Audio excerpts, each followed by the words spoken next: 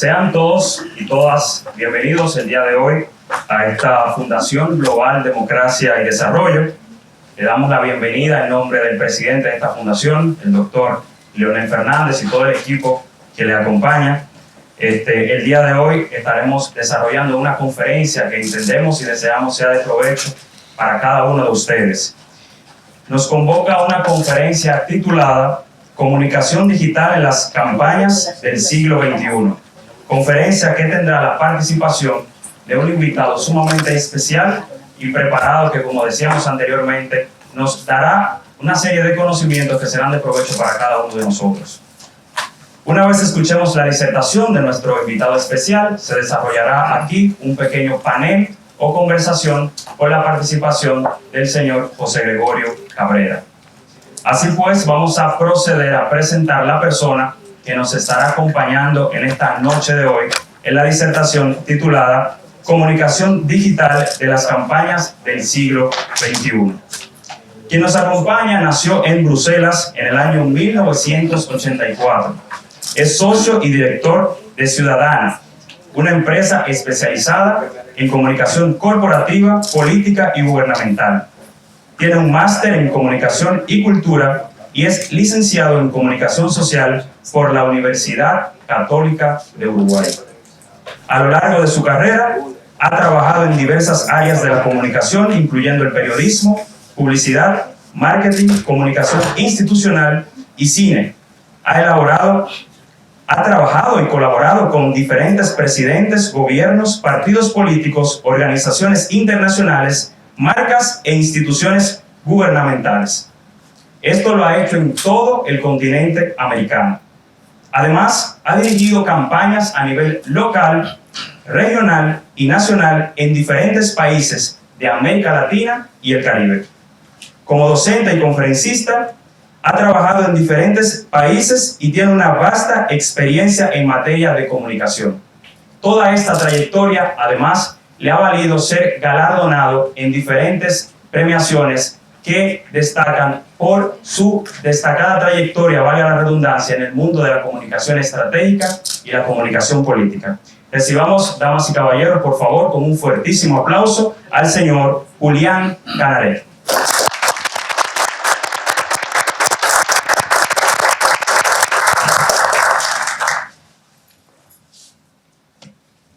Buenas tardes, muchas gracias. Gracias por estar acá, gracias a la Fundación por la invitación, gracias por la generosa presentación. Hoy es final de NBA y juega un dominicano y ustedes están acá viendo un uruguayo que ustedes verán, yo soy la representación propia de la estatura media de los uruguayos, o sea que es algo que no nos podría pasar nunca que haya un uruguayo en la final de la NBA. Yo nunca estaría en el lugar de ustedes un día como hoy, con cosas tan divertidas para hacer en una ciudad como la de Santo Domingo.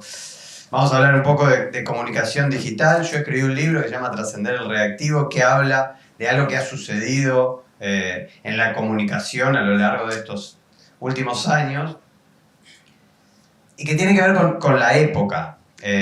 Vivimos en una época que nos devuelve todo el tiempo la imagen que nosotros ya queremos ver en el espejo. Porque nuestras relaciones sociales están mediadas por plataformas tecnológicas y digitales que hacen que nosotros nos vinculemos con todo aquello con lo que previamente estamos de acuerdo. Eso tiene un nombre que está descrito por un autor que se llama Eli Parissier, que le puso filtro burbuja, hay otros que le llaman echo chambers.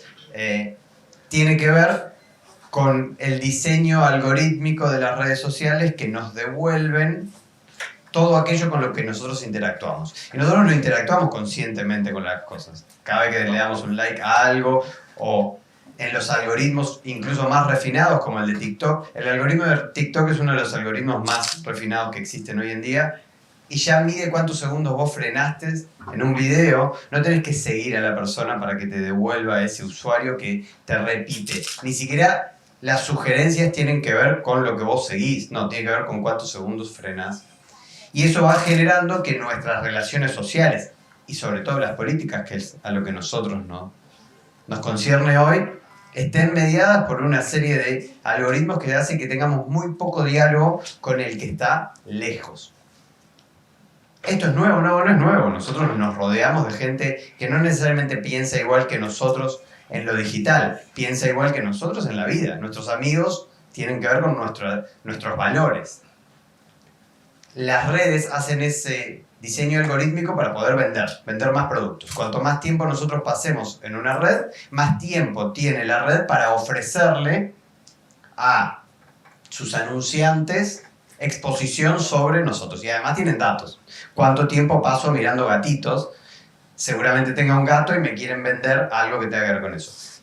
Eso para los negocios tiene esta consecuencia, pero para las relaciones sociales tiene una consecuencia que es un cambio de época, que es que los diálogos políticos, las discusiones, se dan con burbujas sociales que no tienen contactos entre ellas. Entonces, lo que nos devuelve el espejo, que son las redes, es muy parecido a lo que ya fuimos a buscar. Y a la hora de generar políticas o comunicación política, nosotros tenemos que ir a buscar justamente al que no. Porque para crecer políticamente tenemos que ir a buscar, dialogar con el que tenemos que convencer. Si solo hablamos con las tribus, no vamos a poder crecer.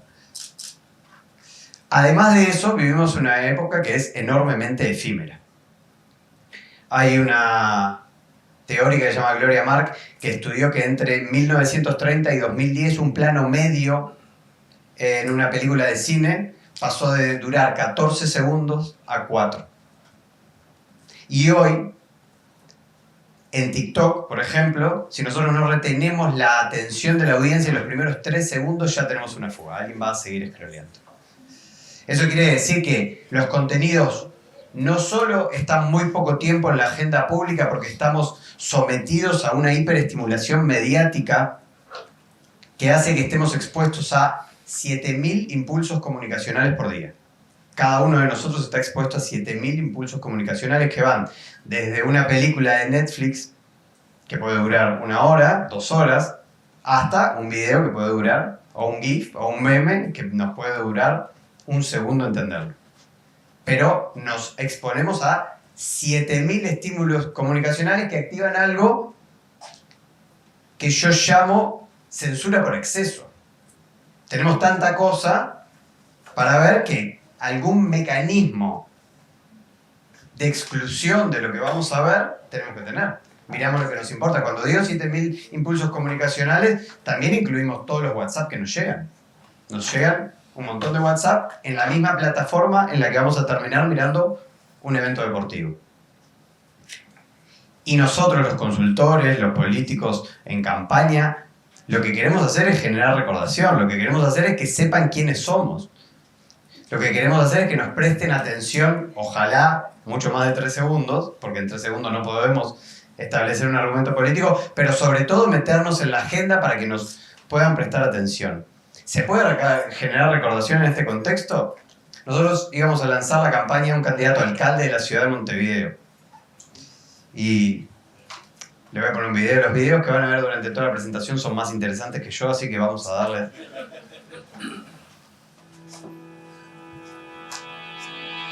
Te quiero, Montevideo.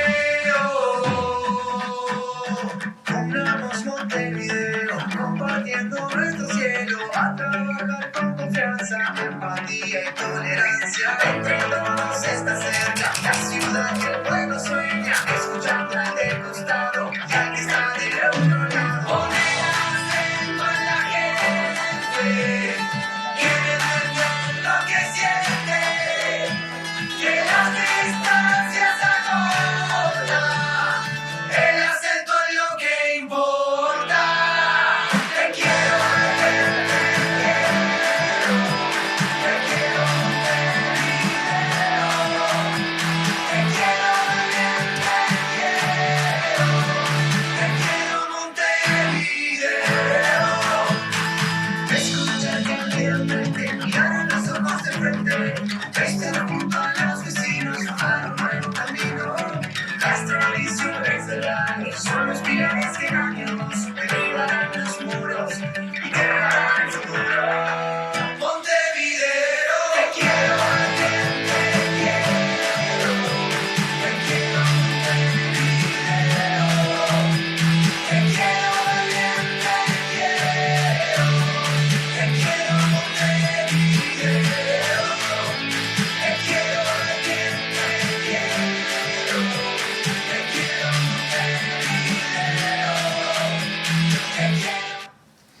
el momento del lanzamiento de la campaña de Álvaro Villar, lo que hicimos fue tuitear un acento, nada más que un acento.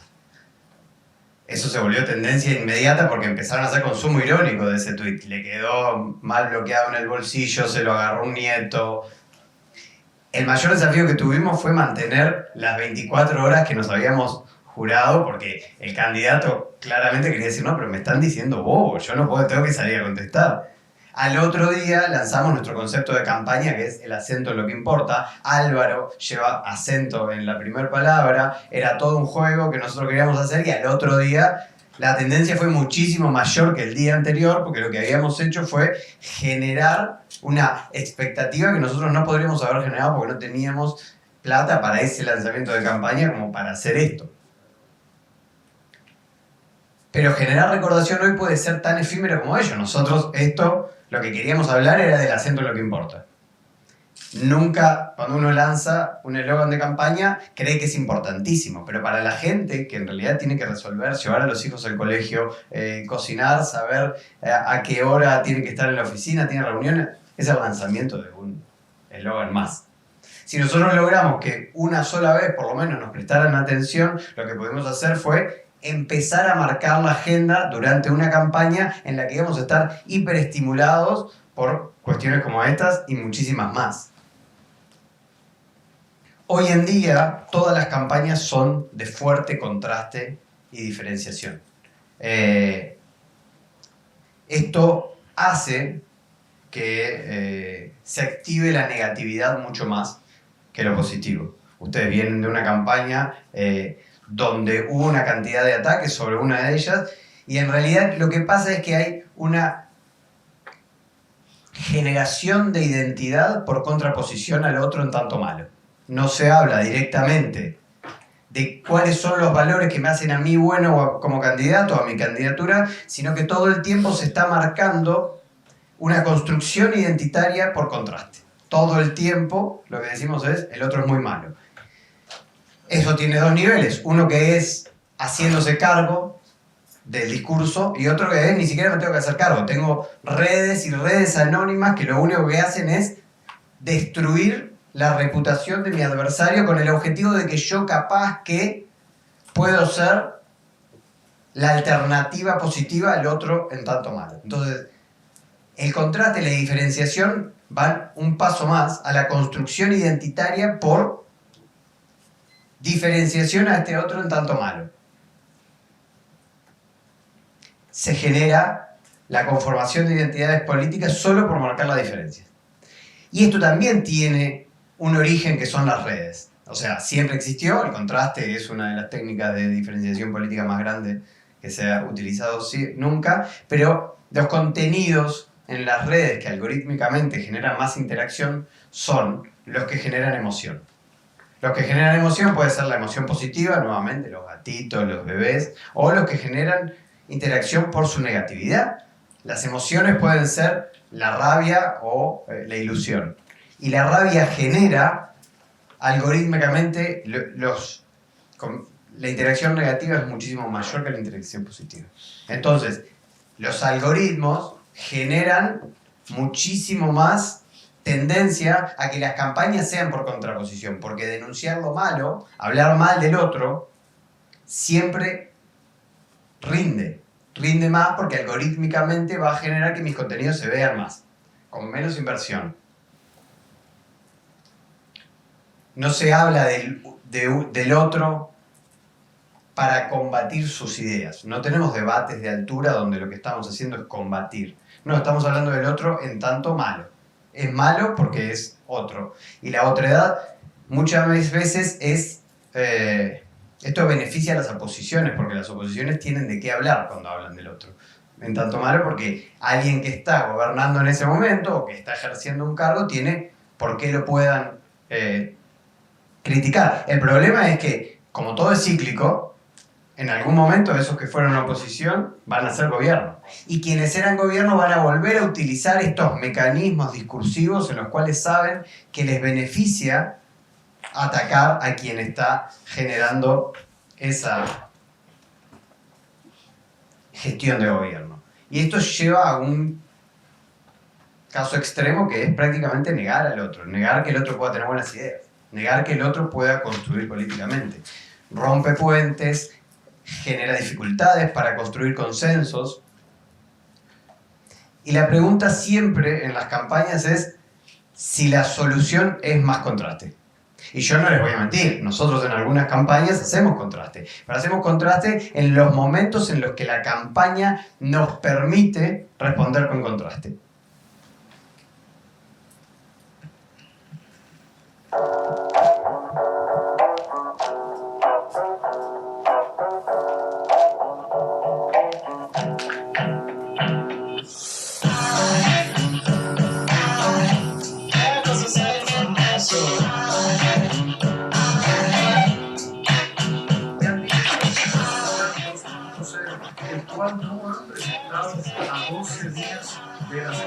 También digo, faltando 10 días para la segunda ronda, usted no ha presentado su plan de gobierno que llama 2.0. Hoy estamos a 5 días, su agrupación y usted comprometieron presentar un plan 2.0 para esta etapa de la campaña que no ha sido presentado ahora.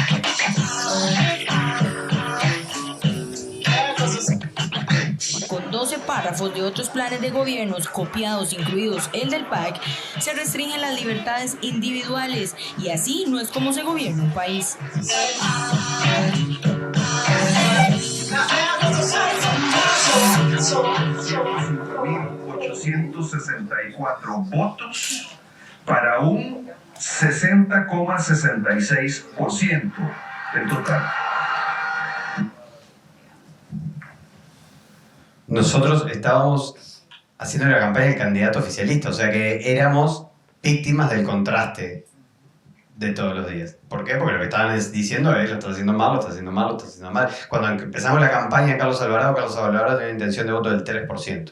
Nuestro objetivo era que se metiera en segunda vuelta, se metió en segunda vuelta y ganó la segunda vuelta con el 60%, pero las encuestas publicadas los días anteriores decían que iba a ganar Fabricio. Y él hizo un acuerdo que le decían programático con quienes lo apoyaron para la segunda vuelta, pero nunca lo publicaron. Y no lo publicaban, y no publicaban, y no publicaban. Esto es 2018, o sea, pusimos un cronómetro en Facebook porque no podíamos ponerlo en TikTok, que es lo que haría hoy. Hacer un live con un reloj de arena, quizás se podría hacer hoy. Pero bueno, y lo que hicimos fue, de alguna manera se lo indujo a error, porque salieron corriendo a hacer eso. Y ahí había párrafos enteros que estaban copiados de otros programas de gobierno. No solo de otros, sino del propio contrincante, de Carlos Alvarado. Eso quiere decir que podemos generar contraste, que para generar contraste podemos aprovechar las oportunidades que nos da una campaña. Yo siempre digo, la mejor campaña tiene que tener dos condiciones. Primero, ser la que menos errores comete, y eso no implica ninguna planificación, uno no sabe qué errores puede cometer y no comete. Es decir,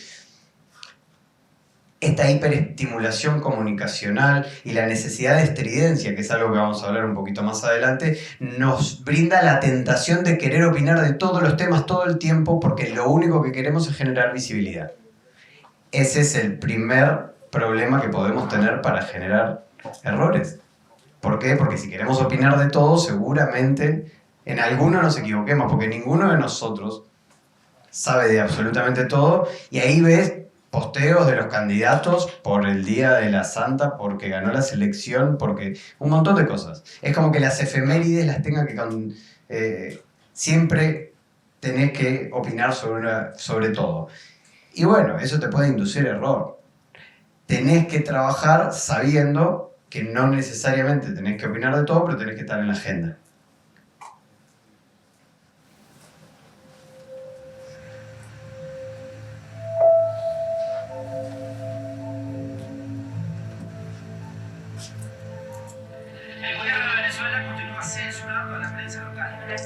ha convertido justamente en una de las armas del régimen de Nicolás Maduro. Dos próximos meses sobre las posibilidades de bloqueo.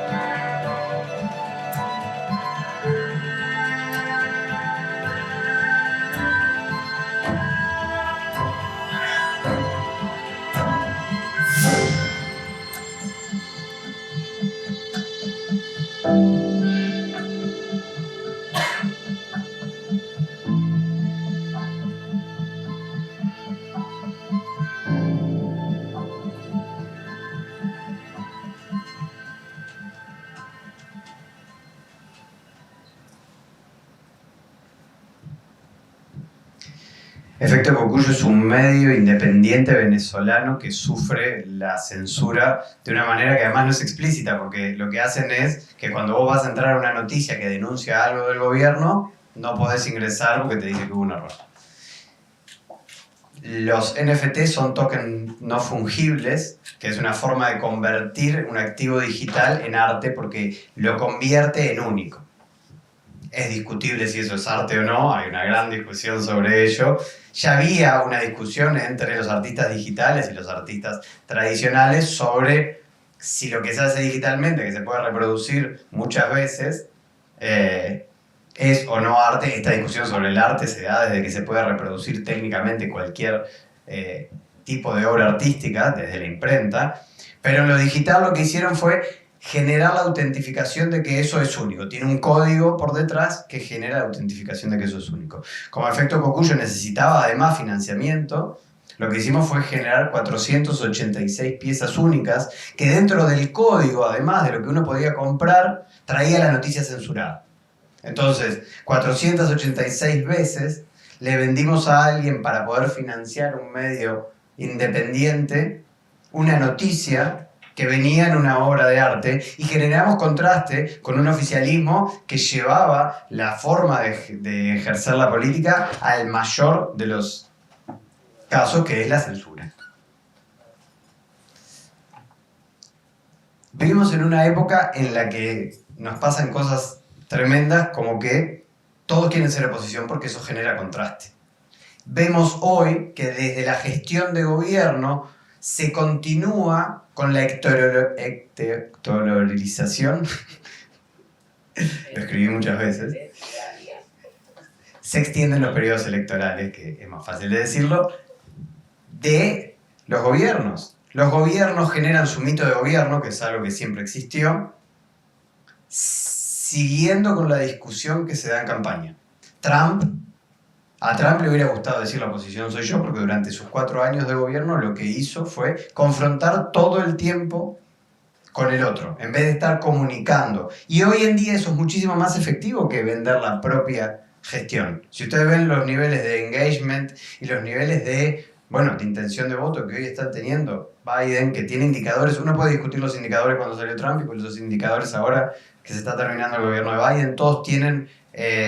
Los dos tienen cosas para decir que hicieron bien, pero la forma digital que tiene Trump de generar su mito de gobierno hace que se presente como la oposición en cuestiones paradigmáticas como ser el hombre con más poder del mundo, diciendo desde el cargo con más poder del mundo que a él, el Estado que él dirigía, le había robado las elecciones. ¿Por qué? Porque se construye una forma discursiva que permite que tenga más permeabilidad los discursos de oposición que los discursos de oficialismo. Entonces, los oficialismos tienen muchísimo más estímulos para seguir contrastando con el otro en tanto malo que para hablar de su propia acción. Y cada vez más vemos presidentes que siguen hablando durante su gestión como si fueran candidatos más que como si fueran presidentes. Y discuten y se radicalizan justamente por esto, por la perpetuación de la forma que explicamos. Vamos repitiendo en los periodos interelectorales las formas que tienen las campañas. Todo el tiempo estamos en campaña. Ese es otro de las... Pero los políticos siempre están en campaña, siempre están haciendo política pensando en lo que están haciendo y en la próxima campaña. Ahora eso traspasa hacia las discusiones con la sociedad.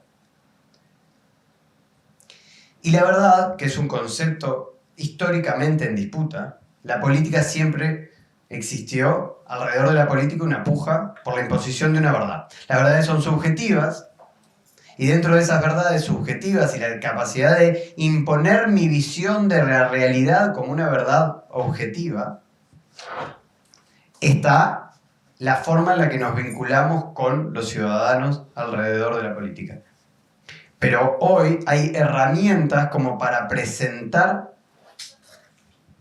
como propias, ya no interpretaciones de la realidad que pueden ser una puja por la verdad, sino pasar de la puja por la verdad a la puja por la posverdad. Y la proliferación de contenidos estimulados a través de la tecnología que no tienen un emisor que se haga cargo de lo que está diciendo y que puede directamente mentir, y mentir sobre cosas que son muy sensibles para quien lo están atacando y para la sociedad en su conjunto. Y eso va generando un deterioro tremendo en el nivel y la calidad de las temáticas sobre las que discutimos en una campaña. No discutimos sobre políticas de Estado, discutimos sobre la mentira sobre la vida personal del candidato A por un video que pasó por WhatsApp y que llegó al grupo de la familia. Y en vez de estar discutiendo, mirá, yo voy a votar una cosa distinta que vos, porque por esto, esto y esto estamos discutiendo, no, este es un mentiroso porque mirá cómo lo agarraron y es un video hecho con inteligencia artificial y un audio falso. En realidad, las herramientas tecnológicas nos ponen un desafío muchísimo mayor, que es que además de tener que atraer la atención en momentos efímeros con ciudadanos desinteresados por la política, lo que tenemos que hacer es que puedan diferenciar entre lo que le estoy diciendo en un discurso oficial, que es la verdad, y el video que les llevó de alguien que por hacer contraste no tuvo ningún prurito en mentir. ¿Cómo hacemos para separar de verdad a posverdad las cosas? ¿Y cómo hacemos para que la gente pueda volver a creer en la política cuando tiene una duda real?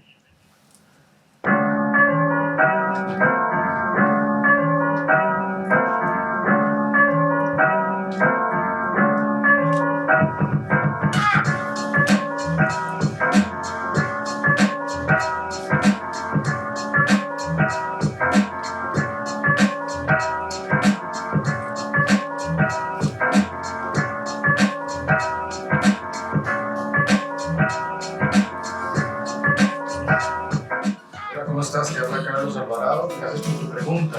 Hola Roy, muchas gracias por compartir el artículo, lo veré. En el tema de seguridad son muchas las acciones que hay que tomar. Creemos en la igualdad y creemos en la dignidad.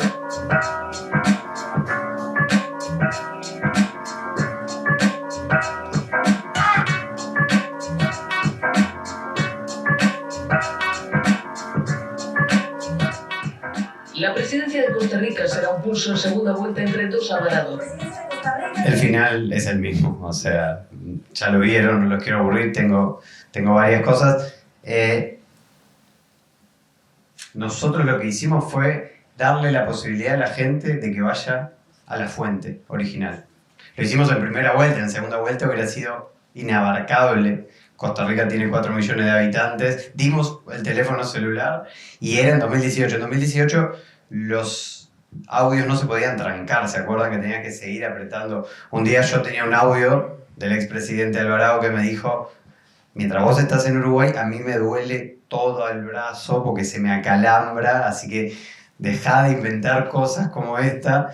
Pero generamos autenticidad, y generamos tanta autenticidad que cuando nosotros subíamos los videos de él respondiendo a las redes, el primer comentario que teníamos era: eso es fake.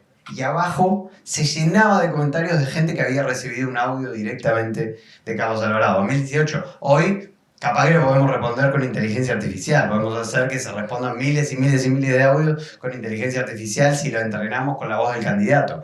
Pero en 2018 era él, y 12.000 audios es tremendo la cantidad de tiempo invertido para devolverle a la política una cuestión que estaba perdiendo, que es la capacidad de, si te mandaron un video sobre mí, pregúntame. Es un trabajo arduo, es un trabajo difícil, pero si tenés respuestas para darlas, podés dar.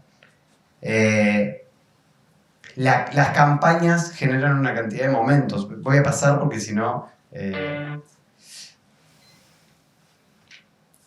Todo lo anterior ha llevado a una cantidad de autores a acuñar el término de democracias algorítmicas. Son democracias donde lo que nosotros vemos está mediado por una cantidad de algoritmos que eligen aquellas cosas, no lo eligen conscientemente, no hay alguien eligiendo los hilos de lo que nosotros vamos a poder ver y lo que no, pero sí genera que estemos mediados por democracias, por algoritmos que impactan en la democracia.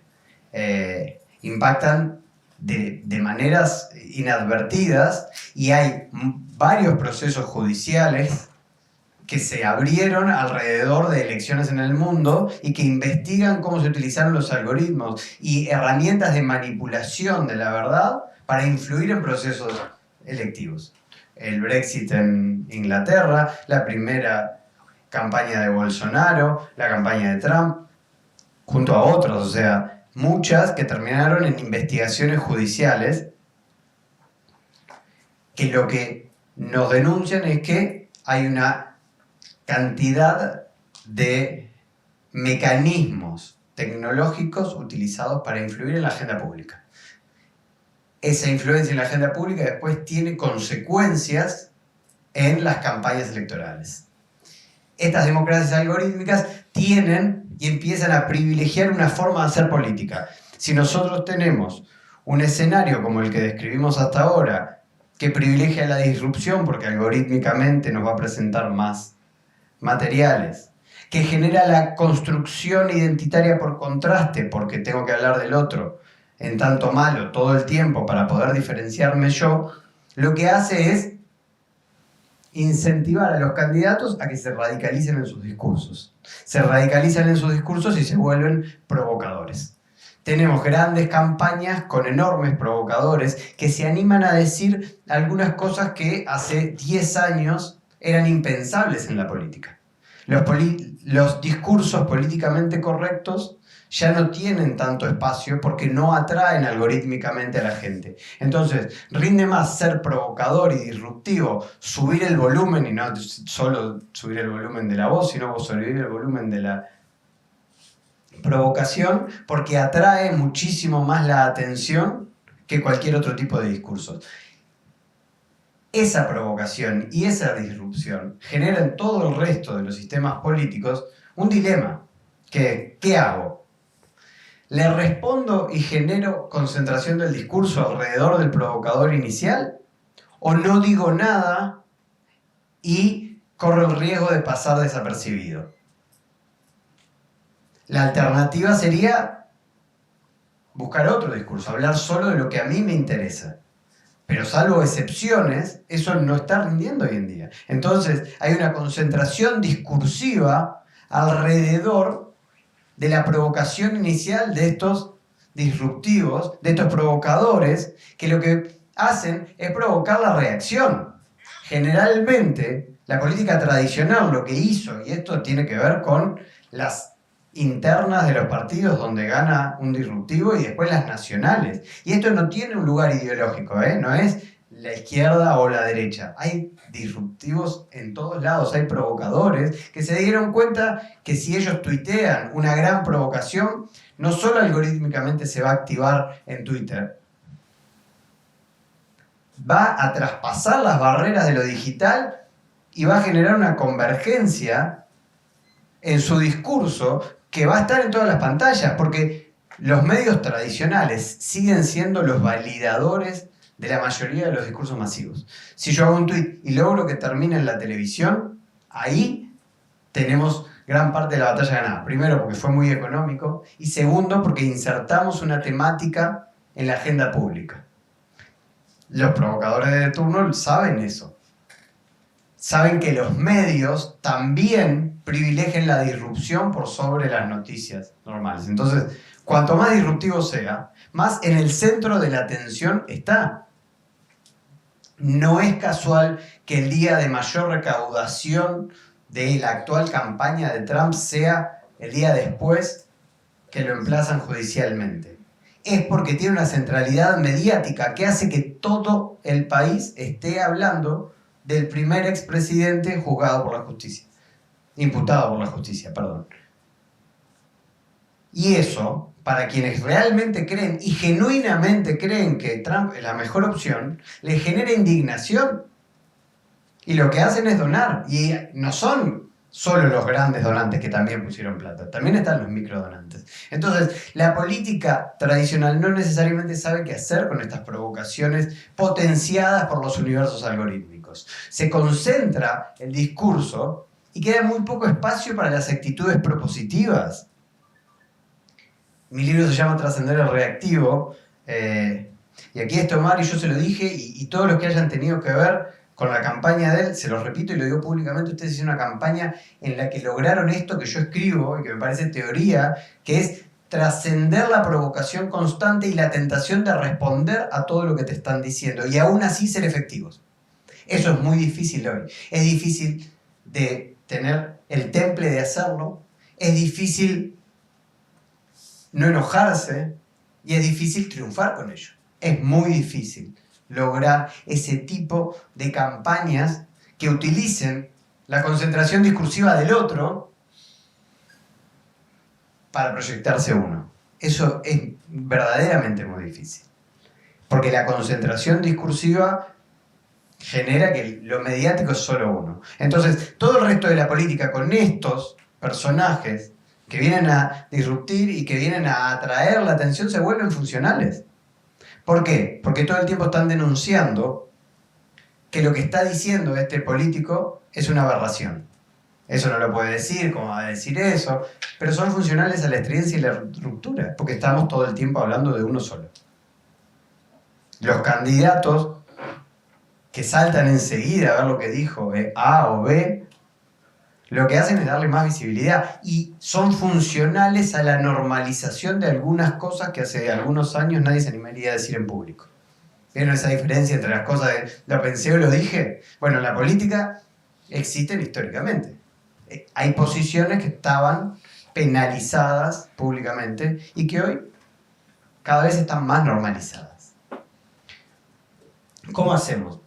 Tenemos que intentarlo, tenemos que intentar romper esa capacidad solo de instalar temas a través de la disrupción, solo instalar temas a través de la provocación sobre la temática del momento.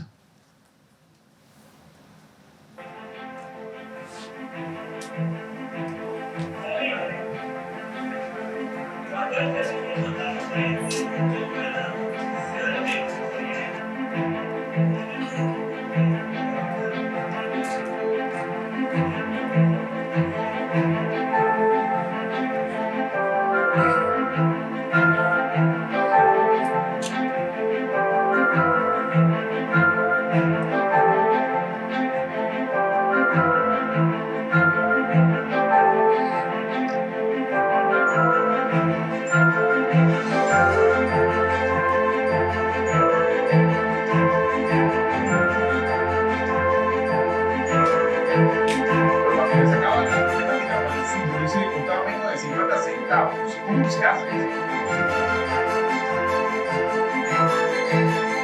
Utilizando las redes sociales y haciendo una campaña de puerta a puerta, como le decimos. Esta campaña política la estás pagando tú. Los partidos que hoy nos gobiernan se han gastado en promedio 2.2 millones de dólares en estas planillas que ahora conocemos. ¿Y cómo lo han logrado? En pactos de corrupción e impunidad.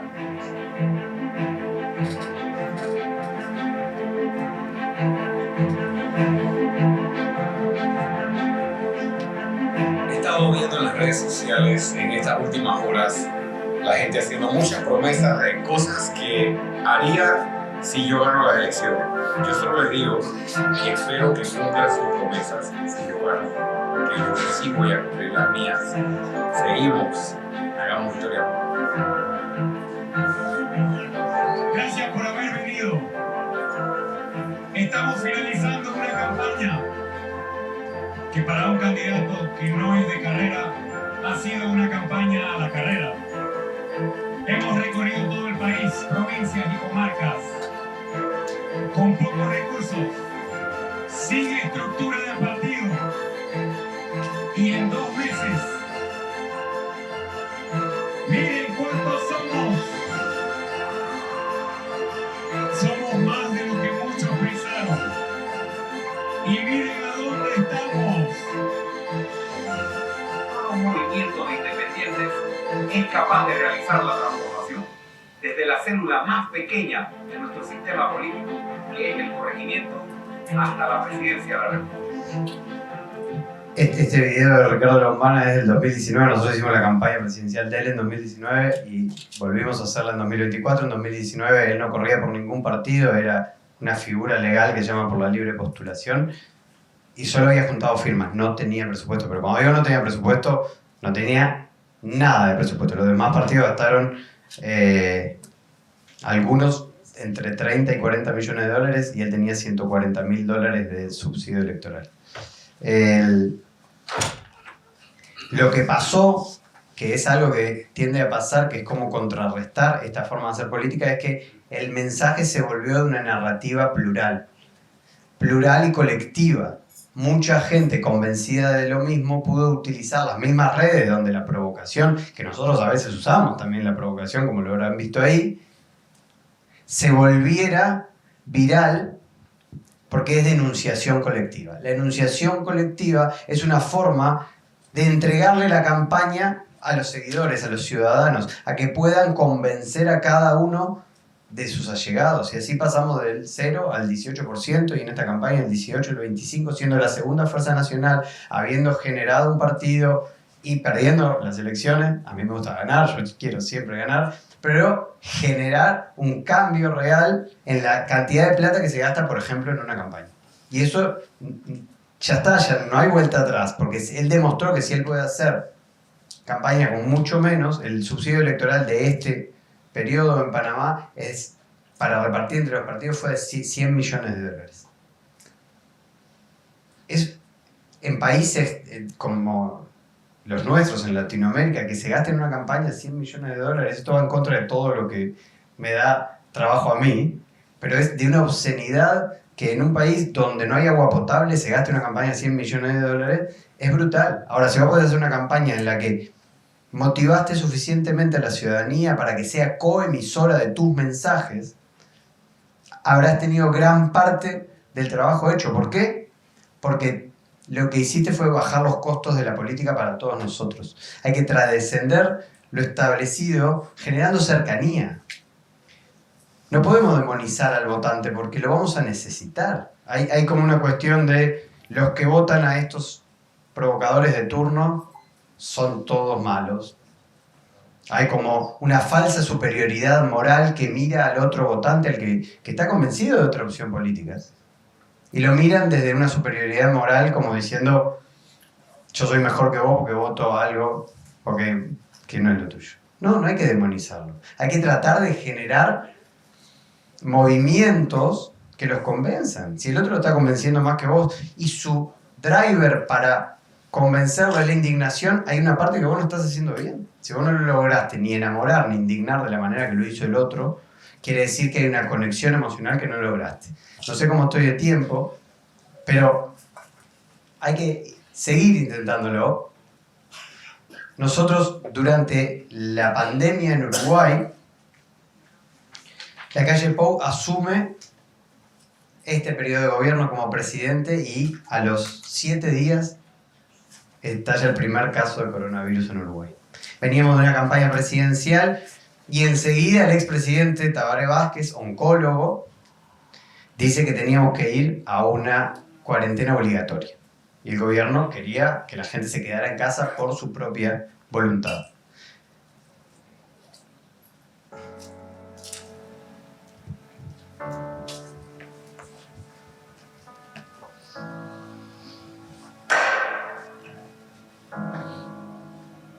Yo creo que esto te une mucho o te separa mucho, pero es una situación muy fuerte.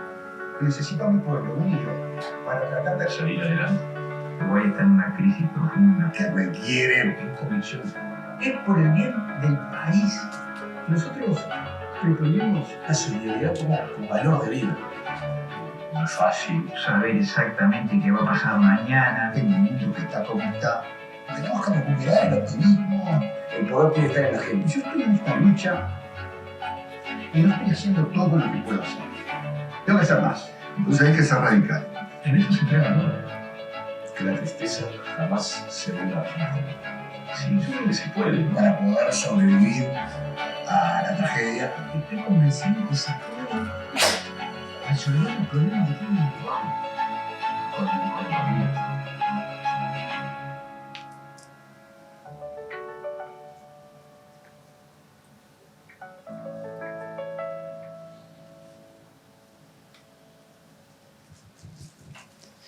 Quienes ven ahí son todos los candidatos presidenciales de la campaña anterior que había terminado 3 meses antes, diciendo todos juntos este discurso. Y ahí rompimos lo establecido, porque ellos, las cosas que se dijeron entre ellos, imagínense. Uruguay, yo tengo un gran amigo teórico de la comunicación que dice que Uruguay es el parque temático de la democracia, porque estas cosas se pueden hacer porque los candidatos no llegan a niveles de confrontación como en el resto del mundo, pero igual se habían dicho cosas tremendamente duras durante la campaña y pudieron participar, y esto se volvió tan viral que apareció en todo lado del mundo. Decía, en Uruguay los candidatos y oposición se unen para decir un discurso para pedir que se quede en casa. Y en ese momento éramos todos conejillos de India sobre la comunicación, a cuál era el mejor, porque imagínense que el mundo entero estaba en sus casas asistiendo. ¿Cuántos videos miraron ustedes durante la pandemia? ¿Tenías tiempo para mirar videos? ¿Era como una competencia cuál era el video más creativo a la hora de pedirle a la gente que se quedara en casa? Logramos, intentando trascender esta forma de hacer política que sea solo disruptivamente, solo provocando al otro y llevándolo al extremo, que es unirlos a todos para decir un mismo discurso que es el que necesitaba la sociedad, que es quédate en casa. Los que tienen el peor de los problemas en este caso son los gobiernos, porque los gobiernos tienen que trabajar en este contexto comunicacional. Y si ya de por sí la gente no tiene ganas de escuchar a la política, a un gobierno, un Estado, saquemos el gobierno del medio, un Estado que tiene que implementar políticas públicas, muchísimo menos. Porque generalmente el Estado es el que te cobra impuestos, es el que no te resuelve los problemas, es el que te genera inconvenientes burocráticos. Entonces, ¿por qué te voy a escuchar a vos? Que me querés pedir, por ejemplo, que maneje bien, conduzca bien. Que me querés pedir que no salga de mi casa. Que me querés pedir que cumpla con objetivos sanitarios. Que me querés pedir que pague impuestos. No tengo muchas ganas. Hay un montón de herramientas tecnológicas que han sido demonizadas. En realidad los gobiernos las pueden utilizar para generar políticas de Estado. Y nosotros hemos utilizado alguna de ellas para denunciar que las herramientas no son malas en sí mismas, sino que tienen malos usos. Eso es una campaña, que hicimos para la Unión Europea. Machine intelligence is the last invention that humanity will ever need to make. People are much better off because AGI exists than if AGI had never been built. Facebook, Apple, Microsoft are all moving ahead at a great speed in improving this artificial intelligence software. So it's very exciting, very exciting. Very exciting.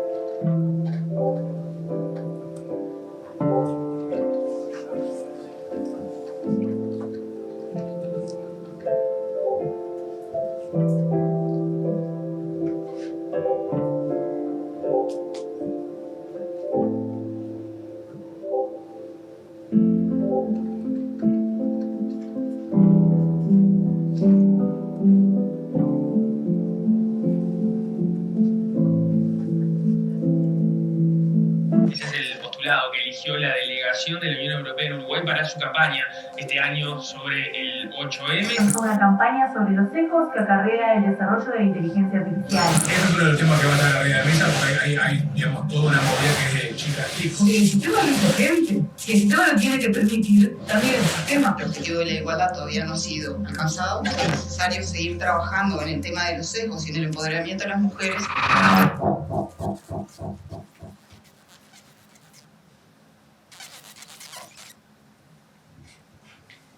Esta campaña hicimos para la Unión Europea, lo que hace es denunciar algo que pasa con los algoritmos, que son los sesgos. Los algoritmos se alimentan de razonamientos humanos. Y para el 8M nos pidieron que hiciéramos una campaña. Recién estaba lanzado ChatGPT, esta campaña tiene un par de años ya. Este año no, el anterior. Y lo que hicimos fue hacer búsquedas. Esto es en otra inteligencia artificial, que es Midjourney. Todo tipo de búsqueda. Persona más importante en el 2050, más influyente políticamente, primer persona en Marte. Una cantidad de términos que nos terminaban respondiendo esto. Y así es como generamos un concepto que siempre tienen que tener las políticas de comunicación, que es la relevancia. La relevancia implica que nosotros podamos por algún momento insertarnos en esa agenda enormemente estimulada por todo tipo de comunicaciones. Estoy nervioso porque estoy haciéndoles apagar y prender la luz a los chicos de una manera, los veo sufrir que van y vienen. Yo diría que ya estamos, ¿no? Déjenme pasar rápidamente, porque hay algunas causas que generan que los jóvenes, por ejemplo, se inserten en política. La ecología es una de ellas, los derechos de las mujeres son otras, pero hay muchos más. Hay movimientos de todo tipo que demuestran que no es un momento en el que la política esté tan lejos de la ciudadanía, está mucho más fragmentada en la atención. Hay temáticas que disparan algunos movimientos que hacen que la gente esté muchísimo más allí involucrada. Lo que tenemos que hacer desde la comunicación es lograr entender que si trascendemos el reactivo podemos insertarnos los comunicadores en las mesas donde se toman las decisiones. Yo siempre pongo este ejemplo que es: la comunicación no puede ser una consecuencia posterior a la delimitación de las políticas públicas, porque si no habremos llegado tarde. La comunicación tiene que ser parte de la política. Tampoco creo que la política tenga que estar subordinada a la comunicación. Hoy hay muchos que creen que lo más importante de la política es comunicar bien. No. Hay muchos que creen que Milei ganó en Argentina porque comunicó bien y porque tenía buenas redes, o porque era un provocador. No, Milei ganó en una Argentina que tenía entre un 40 y 50% de pobres, y el candidato contra el que competía era el ministro de Economía de ese gobierno. Entonces, entre un 95 y un 97% de las campañas están definidas previamente antes de que empiece esa campaña. Y está estudiado eso. De nuevo va en contra de mi negocio. Pero es así. Lo que explica las condiciones por las que vota la gente son políticas. A Bill Clinton se lo dijeron un poquito más bordamente: es la economía estúpido. Bueno, es la política, no le voy a decir estúpido a nadie, pero la política condiciona una cantidad de cosas y creemos que las campañas son muchísimo más importantes de lo que realmente son. Por eso, trascender la posibilidad de siempre pensar reactivamente, pensar que los impulsos comunicacionales que nosotros vamos a generar son importantes, pero muchísimo más importante es la coherencia política. Muchísimo más importante es generar una política que tenga sostenibilidad. Generar cuestiones de comunicación que atiendan los momentos, que tengan capacidad de reacción para poder meternos en la agenda. Pero no podemos meter una vez en la agenda, tenemos que meter varias veces en la agenda. Pero varias veces no quiere decir siempre y por cualquier tema.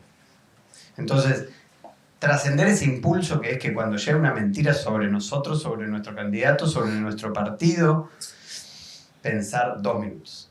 ¿Cuánto va a durar esta crisis? ¿Cuán grave es? ¿Tengo que contestar? ¿Tengo que contestar a todo? Porque el otro problema que tiene el hecho de contestar a todo es que nos ponen a bailar la danza que ellos quieren y no estamos hablando de nuestros argumentos propios. Si me vuelvo reactivo todo el tiempo estoy contestando.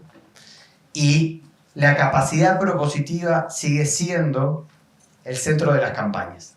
Cuando te digan, no hay propuestas. Yo creo que la gente no le presta atención a todas las propuestas. Nosotros podemos escribir un plan de gobierno muy grande, pero no van a prestar atención a la síntesis. Y la síntesis que hagamos es la capacidad de trascender ese reactivo del que habla mi libro. No los quiero aburrir más. Muchas gracias y si quieren pasamos a conversar un poquito más. Hay más videos, tenemos muchísimo más material que les podemos enviar. Mis redes están allí, me pueden escribir y ojalá esta sea la primera de varias instancias donde podamos intercambiar sobre la comunicación política que a mí me apasiona y la política que sé que a ustedes les gusta tanto. Muchas gracias.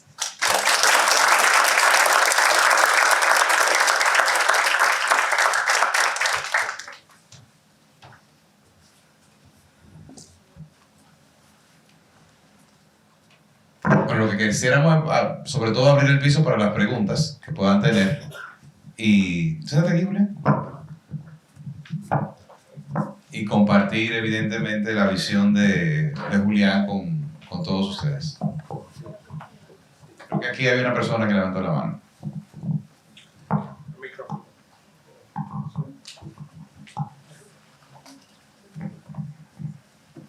Bien, Dios les bendiga a cada uno. Mi nombre es Marcos de los Santos. Mira, en una ocasión del senador que queríamos tener todos los capitaleños recibí una enseñanza. Y es que uno debe de saber elegir sus batallas y que no en todos los temas nos podemos involucrar.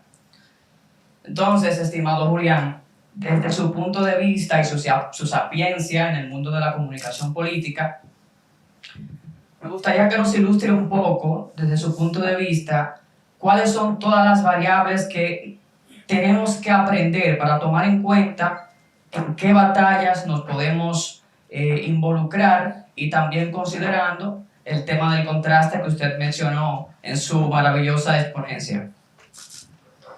Muchas gracias. En realidad, eso lo responde la gente. Lo que nosotros tenemos que saber es cómo vamos a medir las preocupaciones de la gente. Las batallas no deberían ser las de la agenda política, sino las de la agenda de la ciudadanía. La ciudadanía nos vota y nos elige para algo en especial, que es cambiar la realidad o continuarla en determinadas temáticas. Las temáticas que le preocupan. En América Latina las temáticas que le preocupan a la ciudadanía son... Las principales se repiten en todos los países, son la inseguridad, es el desempleo, es el acceso a agua potable, el acceso a la inflación y el acceso a mejores salarios. Muchas veces las campañas terminan discutiendo sobre temáticas que para la vida diaria de la gente son laterales, porque alguien se obsesionó con que tenías que imponer esa narrativa y que si hablabas de eso era importante. Eso tiene mecanismos científicos de medición y después tiene la calle. No hay nada más importante en una campaña que el territorio. Y ahí los candidatos tienen una capacidad que no se las da nadie más que ellos. Los políticos terminan siendo psicólogos en las calles. Ustedes todos deben haber recorrido y cuanto más visibilidad tiene el candidato, llega a determinados lugares y le cuentan todos los problemas que tienen. Cuando ese problema se repite una vez, 2 veces, 3 veces, 10 veces, y después vos escuchás a un candidato que dice en una entrevista, a mí me cuentan en la calle estas problemáticas, la gente se siente identificada. No es un truco de campaña, es una realidad. Es utilizar el territorio como forma de medir las cosas que no dicen. Las que te dicen una vez, no, las que te dicen muchas veces. Y esas son las batallas. Si mintieron mucho sobre una postura que vos no tenés, te vas a dar cuenta. Te lo van a preguntar cuando llegues a cualquier lugar. Pero además tenés que hacer mediciones. Hay que hacer el trabajo profesionalmente. Y cuando nos enfrentamos a una campaña tenemos que medir sobre las temáticas que le preocupan verdaderamente a la gente, que a veces no se corresponden con la agenda pública.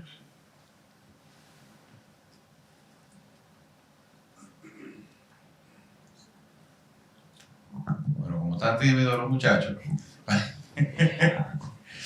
Bueno, que hay otra pregunta si nos acompañan, pero mientras le pasan el micrófono, quería tirar de ese hilo que tú señalaste.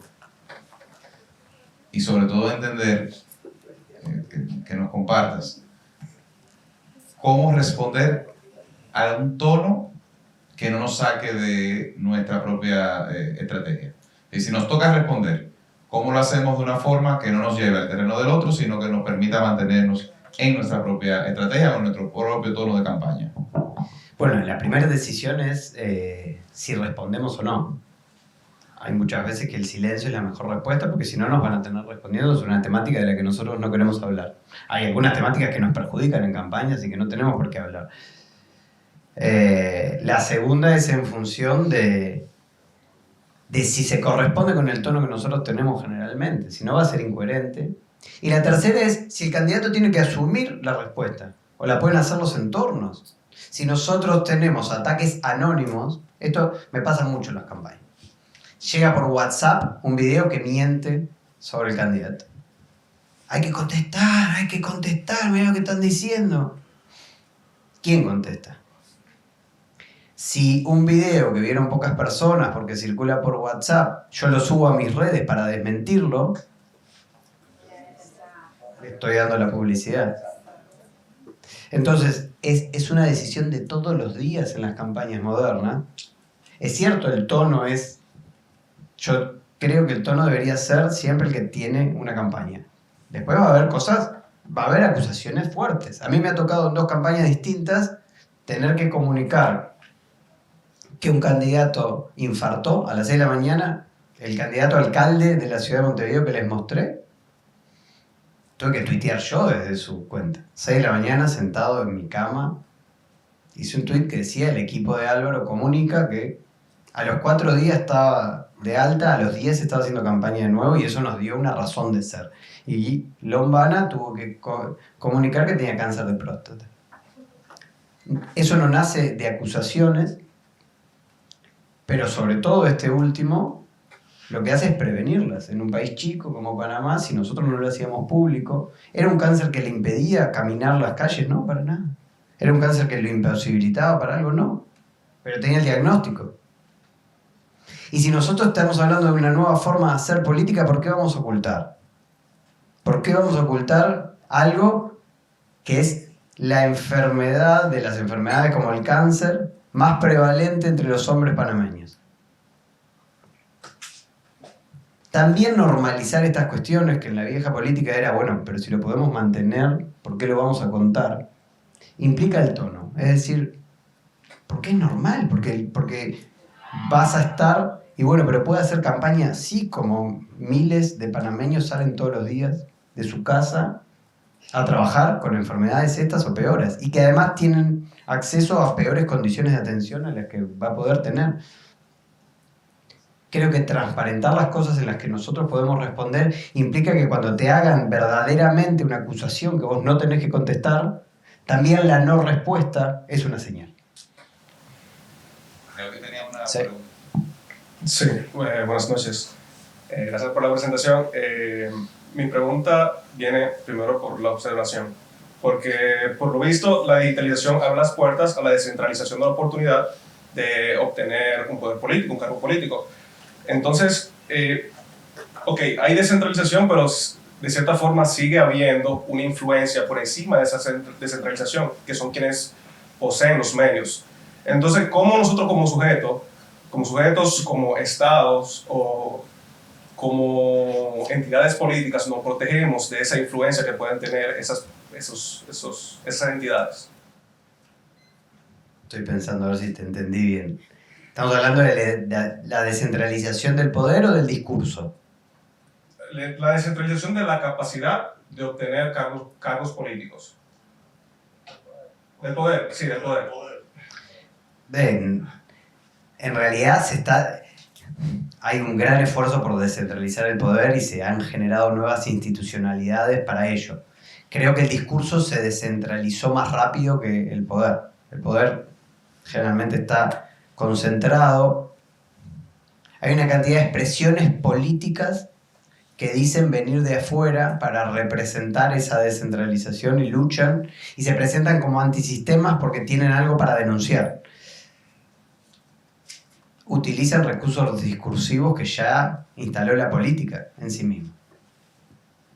Porque la contracultura que va mutando de espacio de identificación política, hace 20, 25 años la contracultura y el desafío del sistema era de izquierda y hoy es de extrema derecha, rinde, porque es la disrupción.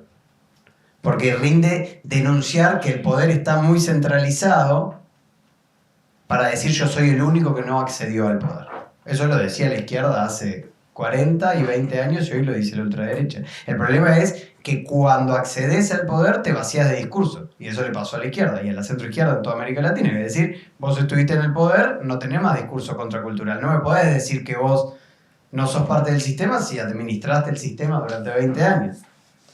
Y eso va generando que siempre se vaya más a los extremos discursivos para decir yo nunca estuve. El haber estado ya es una mala señal simbólicamente. Entonces van habiendo experimentos de quién no estuvo y el que no estuvo y el que no estuvo. Y cada vez más outsider. Parece que la respuesta de la política es que sea un outsider y no necesariamente que sea bueno para gestionar lo que tiene que gestionar. No sé si respondí tu pregunta, pero... Creo que tenemos otra aquí y allá. Mientras, hay una duda que yo tengo. Hemos hablado sobre todo alrededor de los candidatos o de las figuras unipersonales. Pero tú hablabas de la situación de los outsiders, que tiene mucho que ver con la crisis de los partidos y de las instituciones. ¿Cómo comunicar con instituciones para volver a generar algún tipo de emoción de la ciudadanía hacia el partido? Es decir, ¿cómo yo, partido, ente, comunico para que la gente me vuelva a creer y me vuelva a votar? Más allá de, y lo veíamos en estas elecciones, vimos una vinculación muy directa de la gente, de la gente con el candidato, de la fragmentación del voto, porque ya la gente no vota por los partidos. Entonces, ¿cómo podemos comunicar como partidos para volver a generar eso? Los partidos tienen desafíos parecidos a los gobiernos. Vivimos una hiperpersonalización de la comunicación política. Estamos solo con uno. Entonces me vinculo con ese termina siendo un rockstar. Entonces hay una vinculación que solo... Y el partido y los partidos políticos están en crisis. Están en crisis porque la medición de la institucionalidad en América Latina hace que sean más respetados los ejércitos que los partidos políticos. Los ejércitos en América Latina es paradójico. Los ejércitos en América Latina han sido responsables de golpes de Estado en muchísimos lugares con consecuencias nefastas para la democracia. Entonces, la emisión termina concentrada en el candidato porque el candidato es capaz de atraer una atención que los partidos no tienen. En esta campaña nosotros, en Panamá yo vi algo que me gustó mucho, que el otro día lo hablábamos, que no lo hicimos nosotros. Un candidato a alcalde que se llama Mayer Mizrahi hizo una campaña en la que lo que proponía todo el tiempo era, en vez de gastar en publicidad, mejorar las condiciones de vida de alguien. Y si faltaba un puente, lo que hubiera gastado en una valla lo utilizó para pagar ese puente. Es generar políticas públicas, pero eso lo hizo un candidato, lo podría haber hecho un partido. El partido puede decir, nosotros desde ya vamos a empezar a hacer eso. Y eso es utilizar la comunicación como una herramienta de gestión en sí misma. ¿Por qué lo traigo ante tu pregunta? Es porque la comunicación puede ser la respuesta si se inserta en la gestión de determinadas cosas. Si nosotros podemos hacer que cuando nos viene un brief para que los jóvenes consumieran menos alcohol antes de entrar a las discotecas porque ingresaban con unos grados de intoxicación muy grandes, ingresaban muy tarde, nosotros le dijimos todo el presupuesto de publicidad utilizarlo para comprar entradas. Nosotros vamos a poner un espirómetro en la puerta de las discotecas y vamos a hacer un ingreso VIP para ellos. Si no tomaste, te da 0,0, no hace fila, que eran filas enormes, y además te ahorras los 15, 20 dólares de la entrada. Todo el presupuesto publicitario fue invertido para comprar entradas y los jóvenes, que eso era sobre todo en balnearios de Uruguay cerca de la frontera, que tomaban alcohol de contrabando en sus casas e ingresaban borrachos, estuvieron dispuestos a ir, someterse a una espirometría, que hubiera sido algo porque esto no es políticamente correcto, pero los jóvenes no querían llegar sobrios. querían llegar porque les daba sentimiento de pertenencia también haber tomado antes.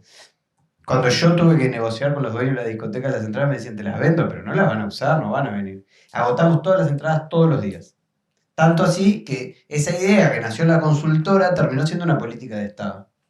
Yo lo traigo como respuesta a lo que me preguntás de los partidos y también como ejemplo a esta campaña que me pareció muy buena del alcalde de la ciudad de Panamá, porque quiere decir que desde la comunicación podemos generar activos de gestión y podemos plantear ideas. Los partidos tienen dinero, tienen capacidad de inserción en la agenda, tienen buenos cerebros.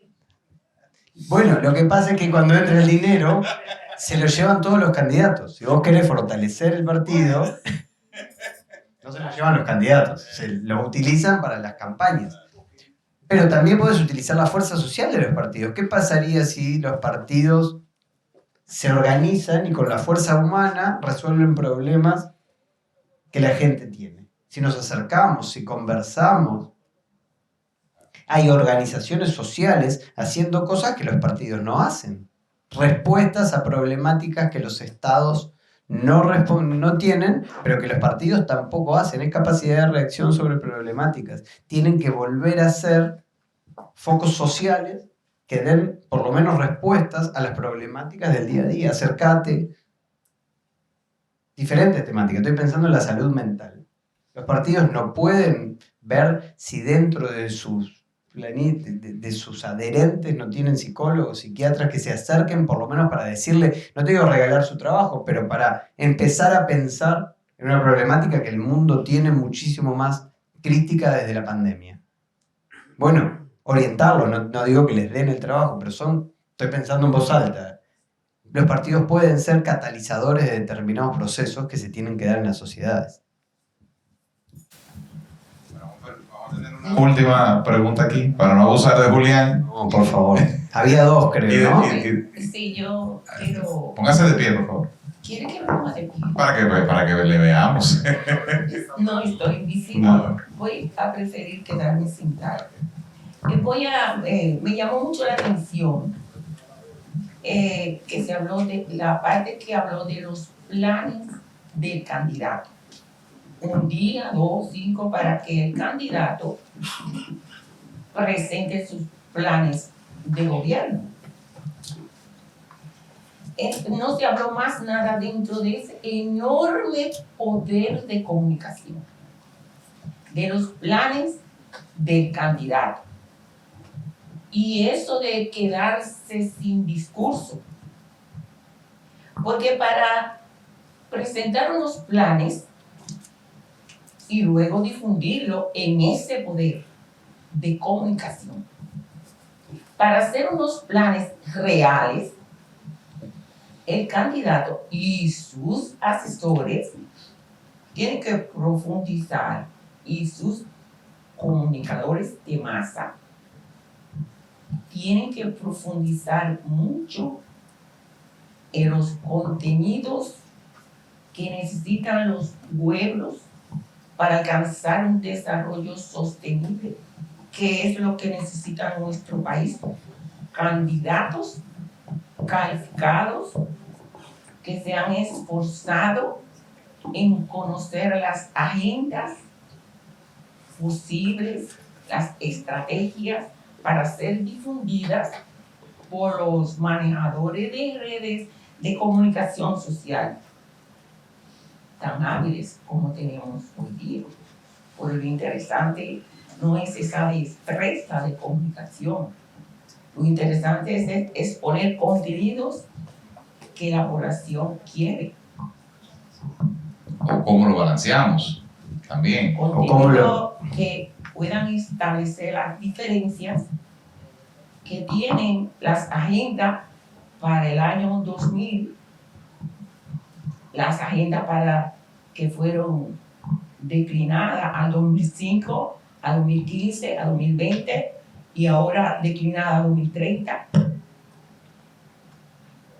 Eso sobre las agendas de desarrollo sostenible. Para educación de la población es lo que necesitamos. Como acabamos de ver ese jovencito en nuestro caso, capacitado. No sé, no estoy haciendo una pregunta, pero me preguntaba por qué no siguió, no solamente siguiéndole al candidato, sino su candidato exponer claramente su plan de desarrollo sostenible con sus técnicas y sus estrategias posibles. Sí, lo hicimos. Lo que usted vio fue la parte en la que nosotros denunciamos. No quiero que me diga que lo hizo porque lo estuve buscando y no lo vi. Bueno. Eso en la campaña de 2018 de Carlos Alvarado. Estamos en 2024, vamos para el 2028.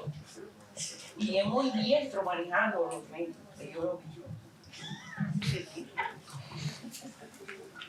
Pero no los contenidos de los medios. Yo creo que hay también un tema, vamos a la próxima pregunta, yo creo que hay un tema también de balancear lo que presentamos y cómo lo presentamos.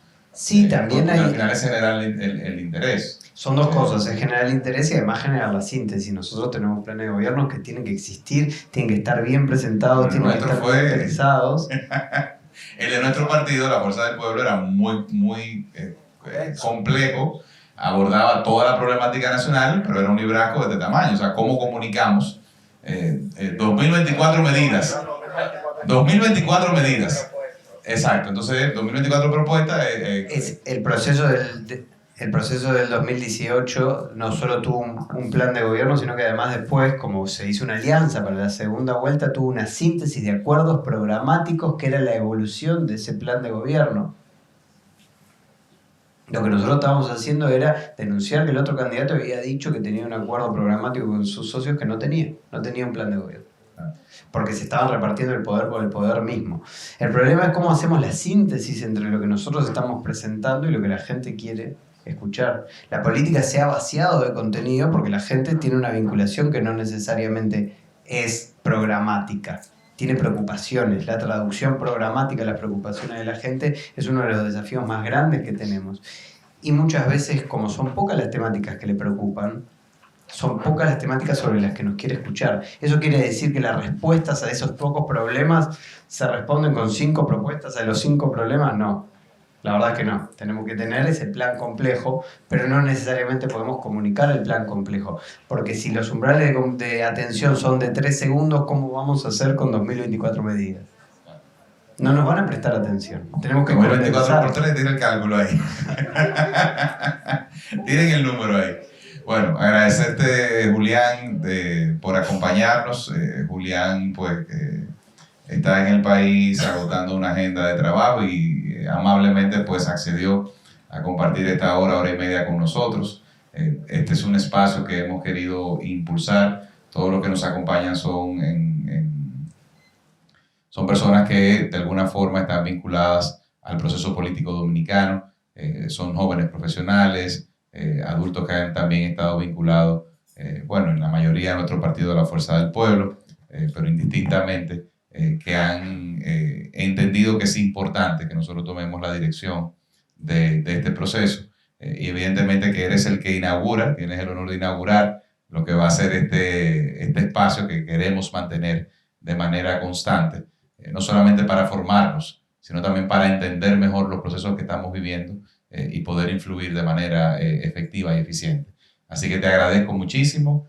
Quienes tengan más preguntas pueden abordarlo ahora que terminemos. El libro de Julián está también a la venta junto con los libros de la editorial de la Fundación. Lo pueden adquirir, sino también está disponible en Amazon. Está en Amazon. Que también lo pueden adquirir por esa vía. Y a ustedes agradecerles también por acompañarnos y por dedicarle este tiempo a este espacio de formación. Así que muy buenas noches y gracias a todos. Muchas gracias.